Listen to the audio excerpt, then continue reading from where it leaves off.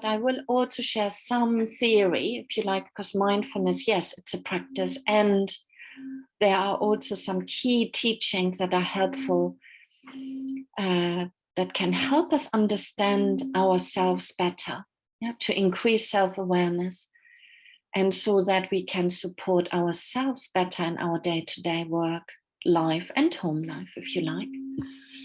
And just to say, I will share the slides as a PDF file with Macmillan Education. So you will receive these slides tomorrow or this week at some point. So you don't need to take any notes.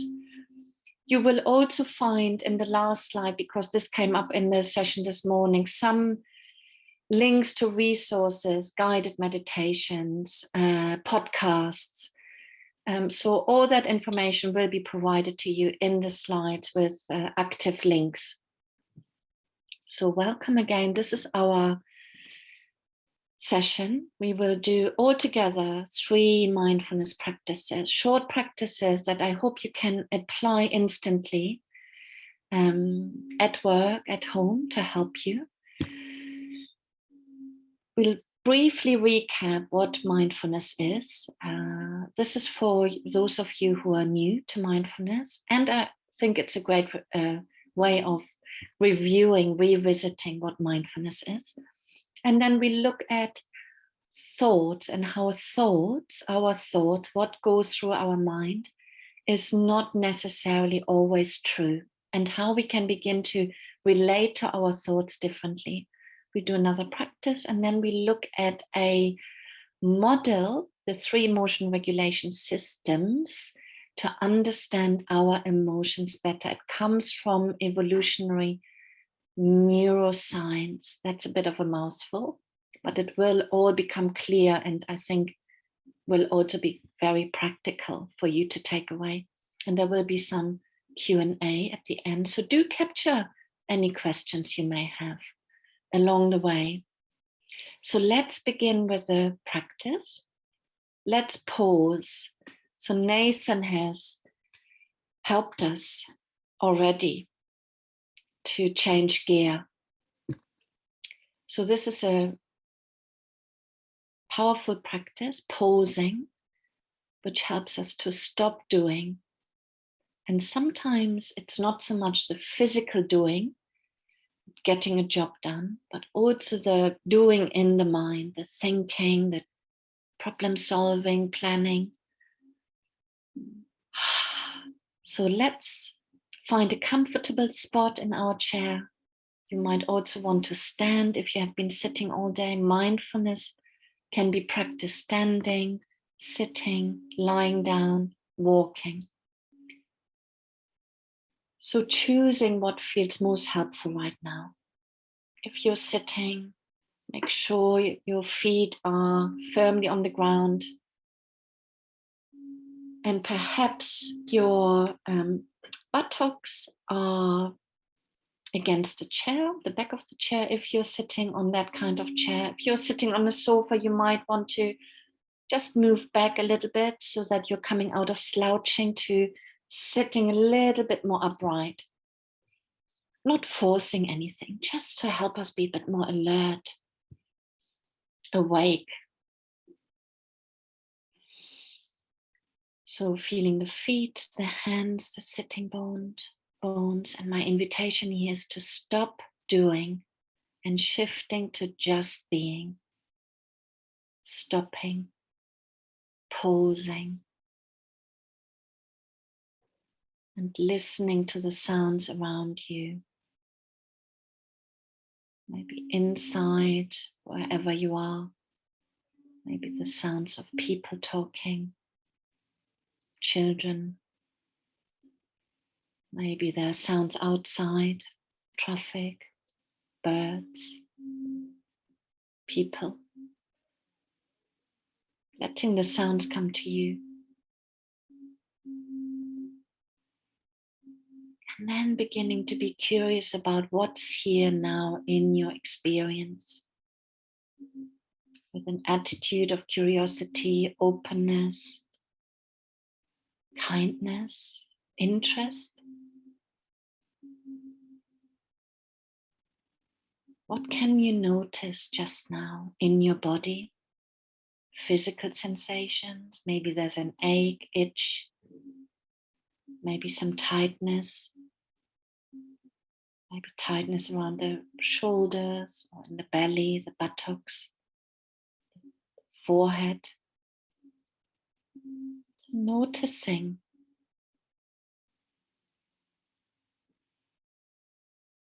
And we can breathe in, being aware of anything tight, tense in the body, and on the out breath we can find release.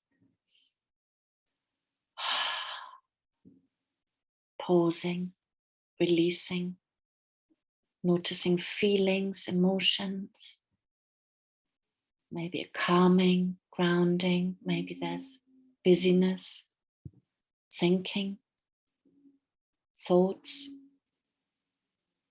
So we can notice what's here, pausing, just being.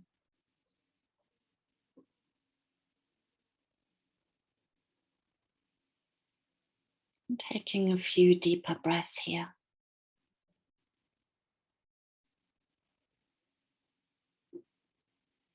Noticing the subtle movements of the breath in the body.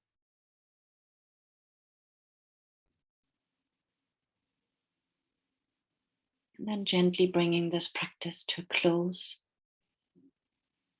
Opening the eyes if you had them closed. Perhaps moving the toes, fingers a little bit. Maybe moving the body. Maybe changing posture.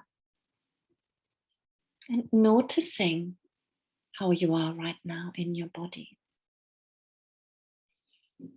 How you are in yourself. And you may want to share it in the chat box. Just one word, how you are. Or you might just continue just being, not doing anything.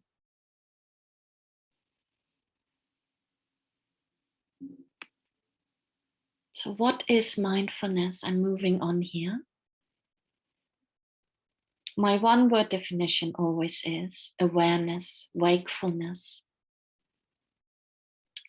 Mindfulness is the awareness that arises when we pay attention in the present moment, on purpose, and non-judgmentally to our body, physical sensations, feelings, emotions, how we are, thoughts, other people. So we are always in relationship to others. We are all relational beings.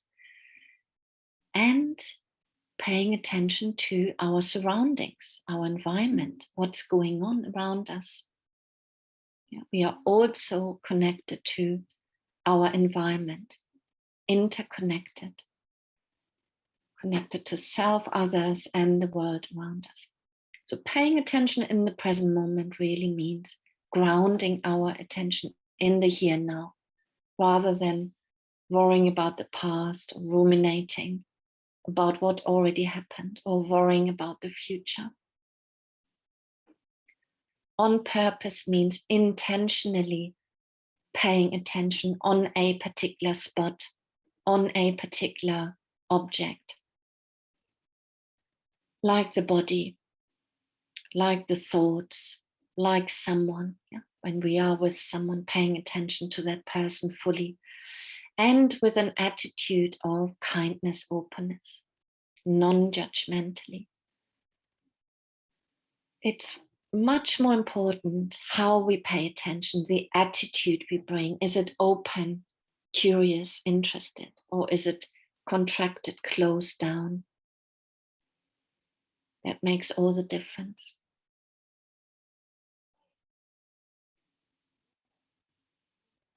That's in a nutshell what mindfulness is.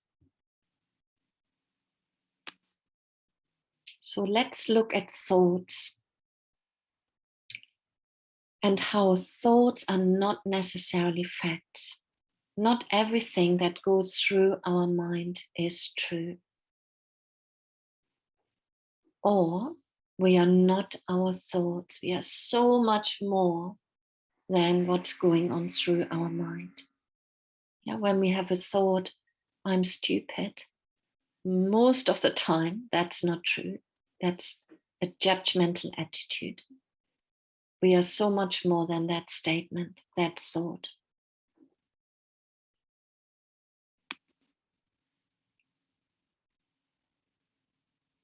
So let's look at this image. There's a train, a bridge, and a person. That could be you or I. The train here and the coaches of the train symbolize our thoughts, train of thoughts. Yeah, our thoughts are sometimes like a train, one thought after another after another. When we are on the bridge, looking at our thoughts, we are watching the thoughts pass by. We are seeing them for what they are, or we can see them for what they are. Let's say I'm doing a task, or I'm meditating, or I'm talking to someone, and I have this thought, I must remember to fondue this evening. And I can see my thoughts for what they are. I can stay with the task at hand, or I can stay with the person I'm talking to, because I'm not getting carried away. I can recognize the thought and let it pass. If I'm not aware, if I'm on autopilot, it looks like this. I'm off. I'm on the train. I get carried away by my thoughts. I'm caught by my thoughts. Yeah. If I believe I must remember to make a sandwich for lunch and engage in even what I will have on my sandwich, I'm off making my sandwich. In that moment, I'm off, I'm on the train, I'm looking from my thoughts at the world.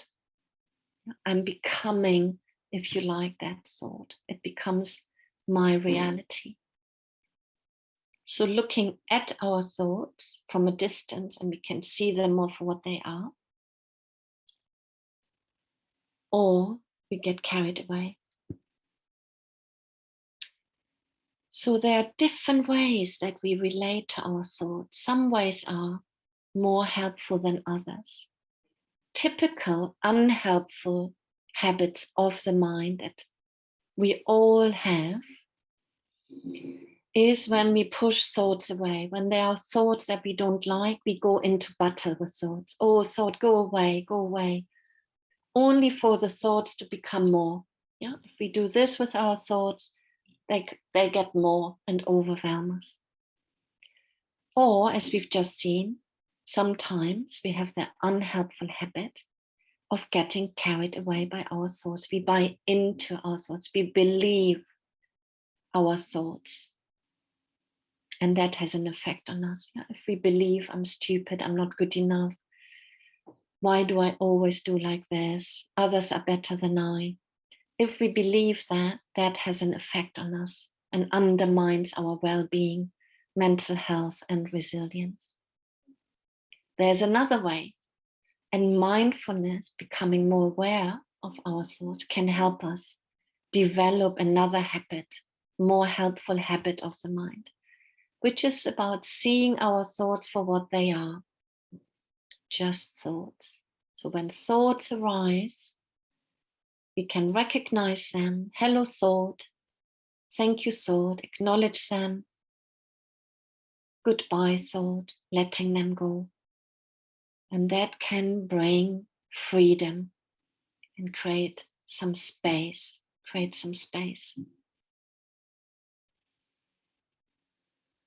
So hello, thought. Thank you, thought. Goodbye. If that sounds a little bit daft, I personally really like it because it brings a little bit of humor into how we are with our thoughts.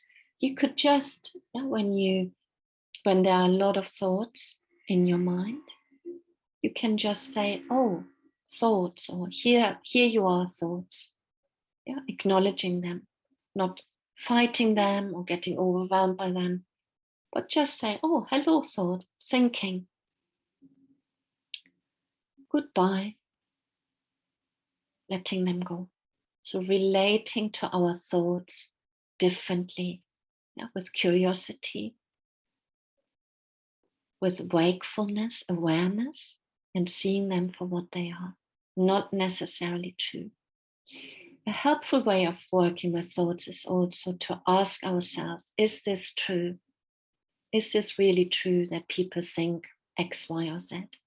Is it you? Is it really true that I'm not good at this? And very often we find it's not true, and that can help us come back to what's actually happening.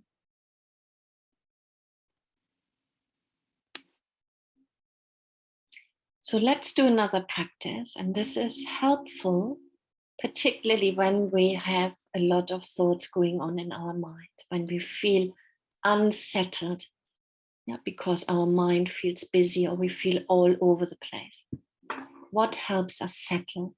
So again, find your posture, maybe find a comfortable spot again, maybe move your body a little bit. That can also be a mindful practice, moving the body regularly throughout the day, changing posture, changing the state of mind and being. Feet on the ground, hands resting if you're sitting. You can choose to have your eyes open or closed. You don't have to have them closed in mindfulness practice. You might want to lower your gaze, to turn your attention a little bit more inwards. You might want to find a spot in front of you and just rest your eyes. And we can begin to explore what helps us settle now. What helps us settle? Just asking the question helps us to arrive a little bit more here in the present moment. What helps us settle might be taking a deep breath.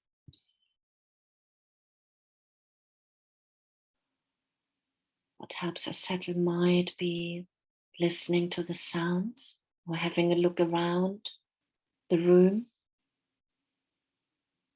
and to spot 3 things that we see.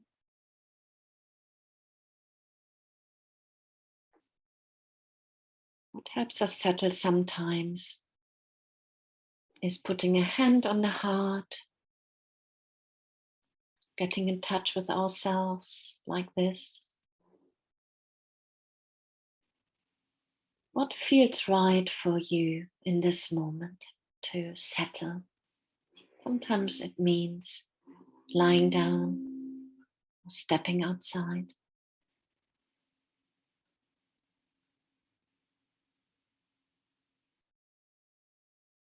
What does it feel to take your attention to the body and breath?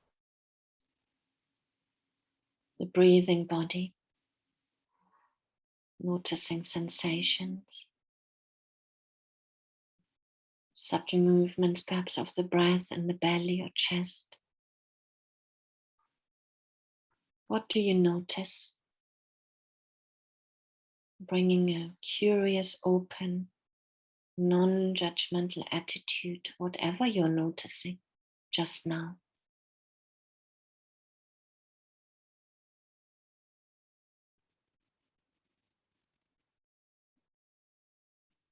What happens when you bring your awareness to the body? The body is always present. And what else is here in your experience right now?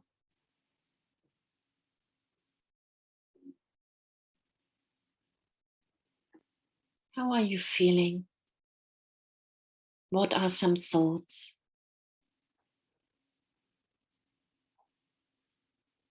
Thoughts are arising, you can notice them, acknowledging them, letting them go. Hello thought, thank you thought, goodbye. Seeing thoughts for what they are.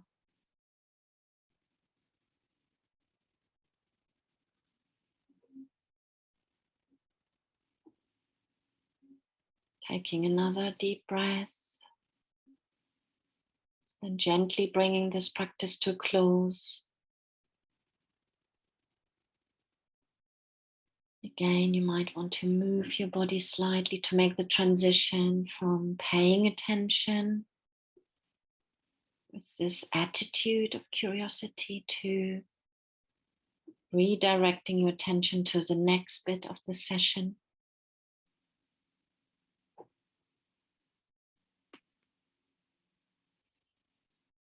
So let's look at this very helpful framework to understand our emotions better, which is called the 3 major regulation systems. And this framework comes from evolutionary neuroscience, which the psychologist and mindfulness expert Paul Gilbert has helpfully simplified for us. So this framework divides our emotions in 3 categories. The drive or resource-seeking system, the blue circle here. The red circle is the self-protection or threat system. And the green one is the contentment or soothing system. We need all 3 systems to be well, happy, and to be in good mental health. We need all 3. And mindfulness can help us have all 3 in balance. So let's look at each one.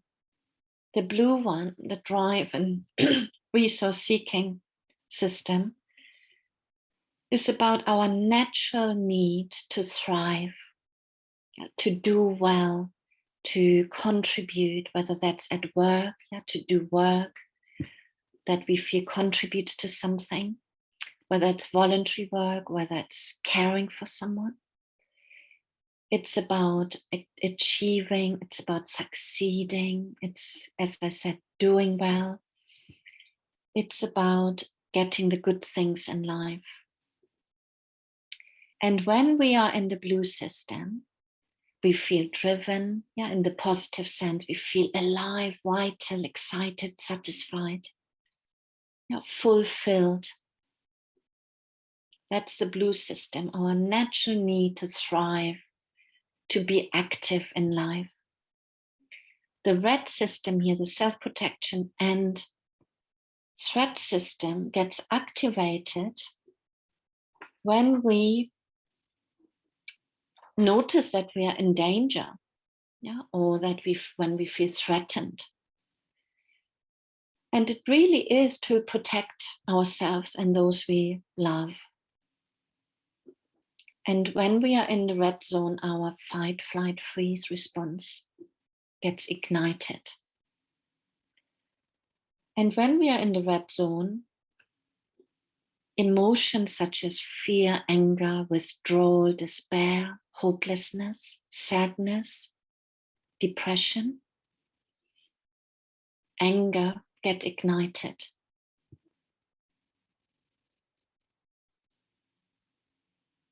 The green system, the contentment or soothing system, is all about not wanting anything.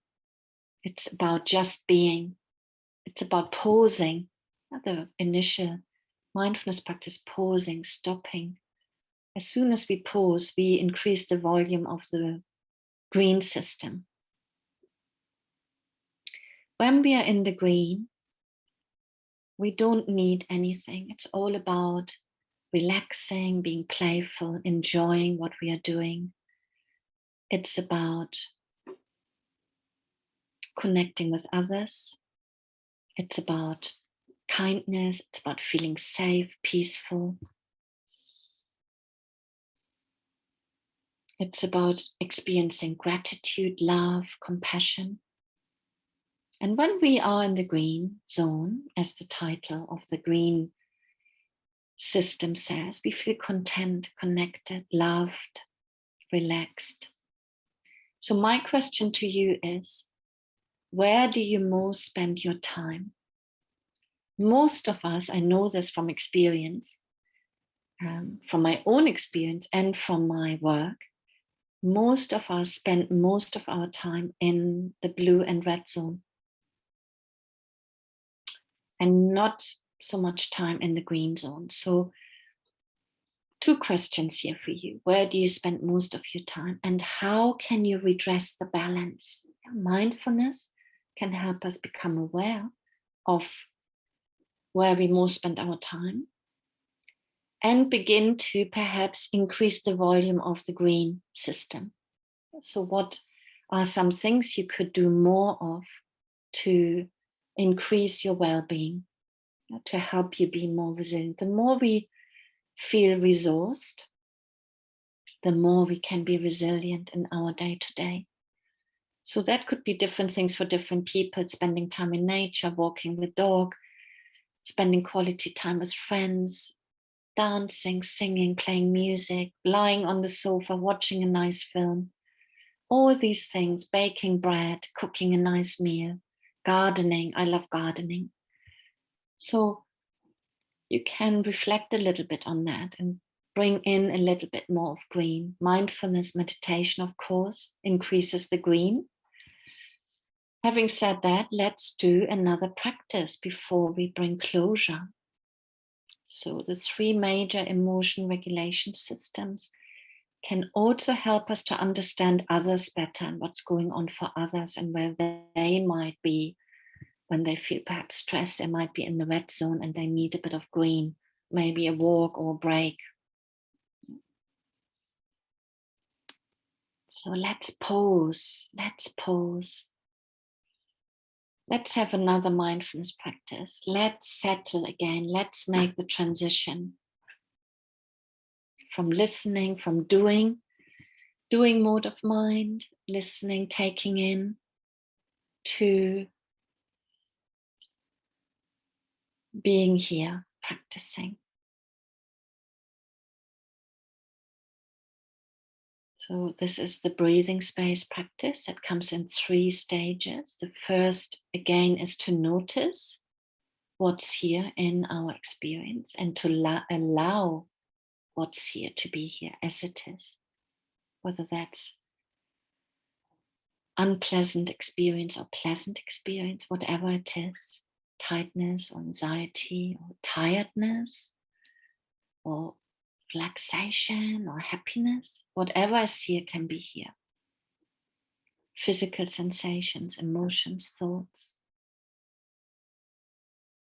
So what's here now in your experience?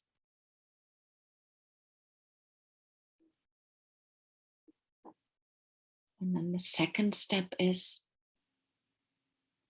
to focus on the breath in the body and to take 3 deep breaths. Noticing the air flowing in. And on the out breath, noticing the air flowing out, releasing.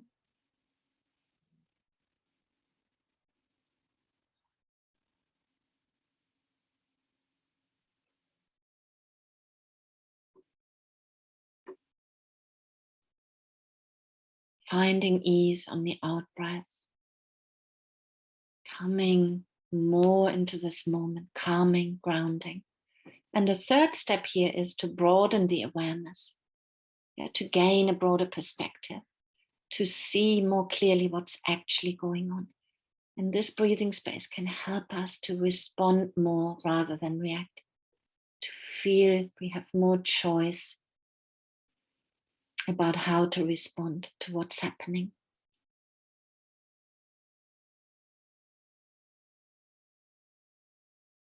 Broadening the awareness to include the whole body breathing, sounds, people around us.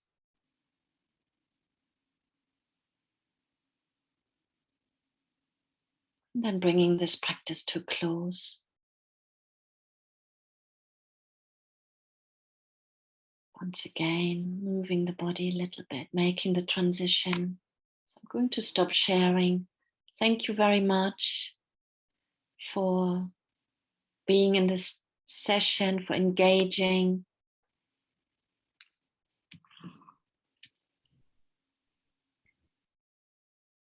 taking my time to breathe as well. There's loads of comments in the chat box. I'm sure there was 750 people, and I'm sure 350 of them fell asleep.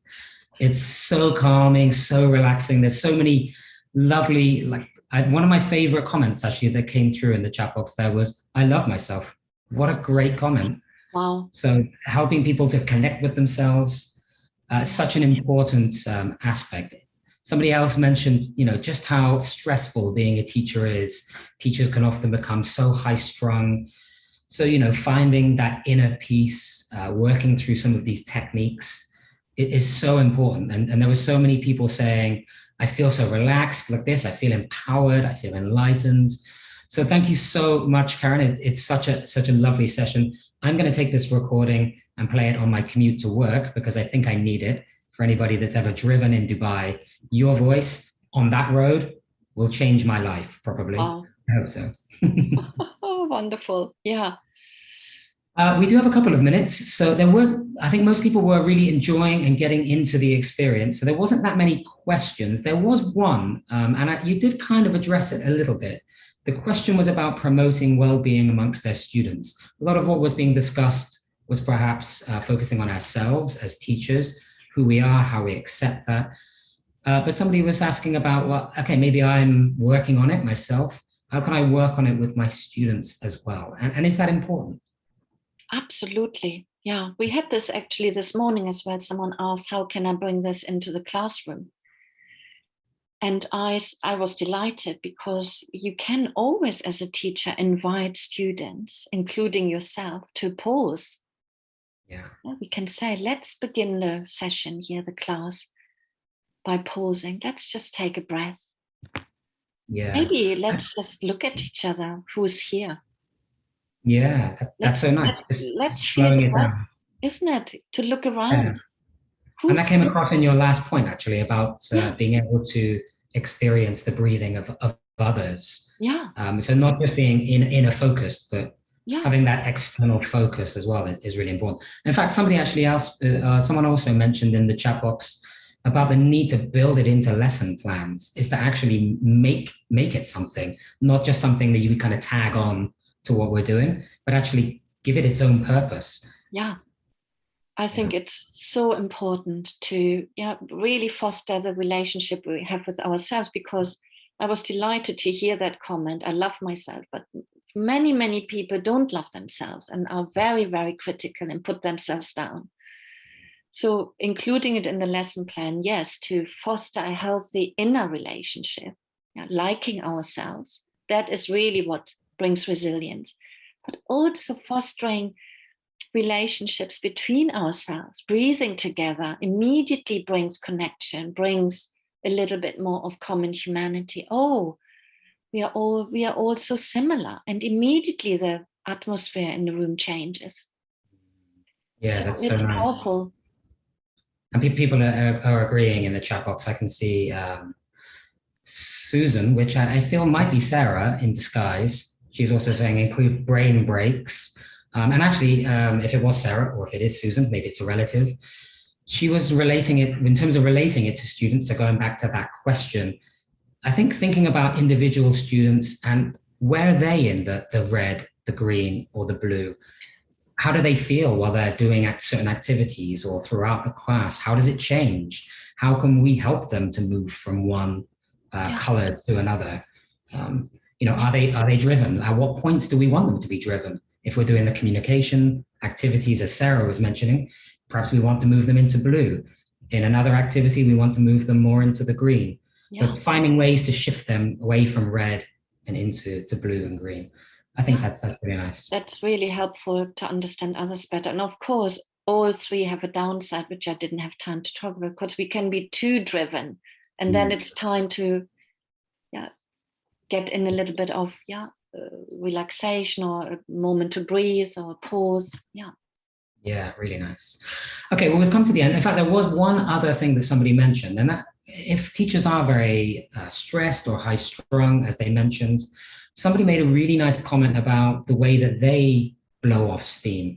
So I think when it comes to mindfulness, we think it always needs to be about lying down, breathing.